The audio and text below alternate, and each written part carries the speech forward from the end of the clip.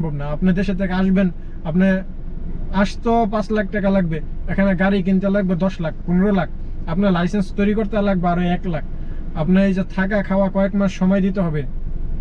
তো এই যে দেখেন আপনার মিনিমাম 20 লাখ টাকা আপনার এখানে খরচ হয়ে যাবে। 20 লাখ না হইলেও আপনার 16-17 লাখ টাকা খরচ হয়ে যাবে।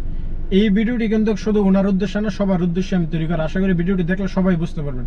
15-16 লাখ টাকা যদি আপনি খরচ করে আসেন, আসার পরে আপনি কয় বছর এই টাকা উঠাইবেন? ফুড ডেলিভারি কাজ তো বন্ধই। ফুড ডেলিভারি কাজ কোথায় থেকে করবেন? দু একটা কোম্পানির সাথে হয়তো বা কাজ করা যাইতেছে, টুকটাক আজকে কাজ আছে কালকে নাই। তো এই যে এত ব্যয়বহুল করে আপনি এই টাকা নতুন আসার পরে কিভাবে উঠাইবেন? পুরান লোকেরাই তো উঠাইতে কষ্ট হয়ে যায়, পুরান লোকেরাই তো আগের থেকে কাজ অনেক কমতেছে। আপনি নতুন আসার পরে যারা নতুন আসবে তাদেরকে 1-2 বছর স্ট্রাগল করতে হবে, স্ট্রাগল করে নিজের একটা পজিশন তৈরি করতে হবে। যারা গাড়ি কিনবে তারা নিজের কিছু ইনকাম সোর্স তৈরি করে রাখে।